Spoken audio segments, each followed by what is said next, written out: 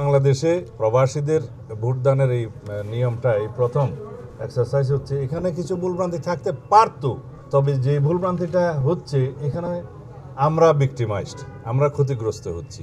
বিভিন্ন রাজনৈতিক দলের গুরুত্বপূর্ণ নেতারা বিভিন্নভাবে যে সমস্ত বক্তব্য বিবৃতি দিচ্ছে এবং সেটা ভিডিও পাওয়া যায়, তাতে করে নির্বাচন আচরণবিধির লঙ্ঘন হচ্ছে। আইনি ব্যাখ্যা কিছু ওনাদেরকে বুঝিয়েছি, কিছু কিছু পয়েন্টে আরপিওর কিছু পয়েন্টে, আচরণবিধির কিছু পয়েন্টে, এবং আর দুই একটা বিষয়ে আমরা উদ্বেগ প্রকাশ করেছি। এই যে পোস্টাল ব্যালট যেগুলো প্রবাসীদের জন্য পাঠানো হয়েছে, আমরা বলেছি আগের মতোই উদ্বেগ প্রকাশ করেছি, এখানে সঠিকভাবে বিবেচনা করা হয় নাই। যারা এই পোস্টাল ব্যালট প্রণয়নের কাজে ছিল এবং প্রেরণের কাজে ছিল বা এগুলোর বিষয়ে যারা দায়িত্বপ্রাপ্ত ছিল, তাদেরকে ব্যাখ্যা দিতে হবে, ইলেকশন কমিশনকে ব্যাখ্যা দিতে হবে। এবং এখন যে সমস্ত পোস্টাল ব্যালটগুলো আপনারা দেখছেন বিভিন্নভাবে সোশ্যাল মিডিয়াতে ভিডিও আকার আসছে, এক একটা বাসায় 200-300 করে ব্যালট পাওয়া যাচ্ছে, কোথাও কোথাও জব্দ করা হচ্ছে, কোথাও কোথাও এখনই ভোটিং শুরু হয়ে গেছে, যেটা 22 তারিখে হওয়ার কথা। এইভাবে অনেক কিছু অনিয়ম হয়েছে।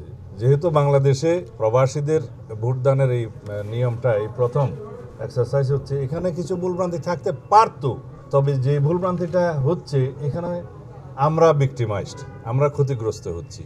এবং একটি নির্দিষ্ট রাজনৈতিক দলের পক্ষ হয়ে কিছু কিছু এখানে কাজ হয়েছে বলে আমাদের ধারণা, এবং সেটা প্রকাশিত হয়েছে। আসলে ধারণাও নয়, সেটা প্রমাণিত হচ্ছে। তা এখন আমরা বলেছি এই বিষয়ে আপনাদেরকে পরিষ্কার ব্যাখ্যা দিতে হবে। তারা তাদের ব্যাখ্যাটা দিবেন আপনাদের কাছে। আমার মনে হয় যে ভোটার স্লিপ প্রদানের ক্ষেত্রে আমরা যেহেতু চাই অধিকাংশ ভোটে অংশগ্রহণ করুক, দেশে সবাই চায়, তো সেই ক্ষেত্রে তারা যাতে তাদের ভোটের নাম্বারটা এবং প্রার্থীর নাম, প্রতীক ইত্যাদি পায় ভোটার স্লিপের মাধ্যমে, সহজ হয়। সেটা না করে তারা ভোটার স্লিপের মধ্যে বলেছে কোনো পার্টির নাম দেওয়া যাবে না, মার্কা দেওয়া যাবে না, এবং প্রার্থীর ছবি দেওয়া যাবে না।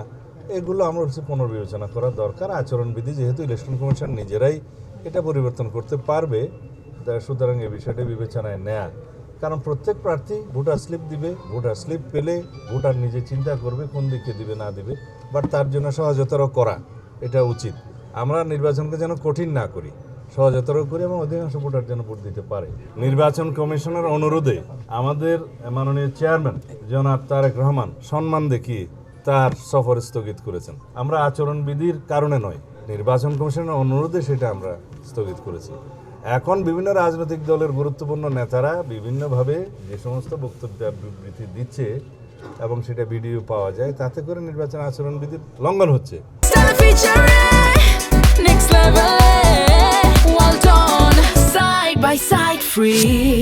কিন্তু এই ব্যাপারেও আমি দেখছি যে নির্বাচন কমিশন নির্বিকার। তা আমরা আশা করব তারা এগুলো অ্যাড্রেস করবে। প্রত্যেকটি নির্বাচনী এলাকার ক্ষেত্রে সংশ্লিষ্ট সকল প্রার্থী যারা থাকবেন তাদের নাম এবং মার্কা সহকারে যেটা ইউজুয়াল সাধারণ ব্যালট হবে, সেই একই ব্যালট প্রত্যেকটা নির্বাচনী এলাকার পোস্টাল ব্যালটের ক্ষেত্রে ব্যবহারের জন্য আমাদের একদম স্পষ্ট প্রস্তাব আমরা দিয়ে গেছি।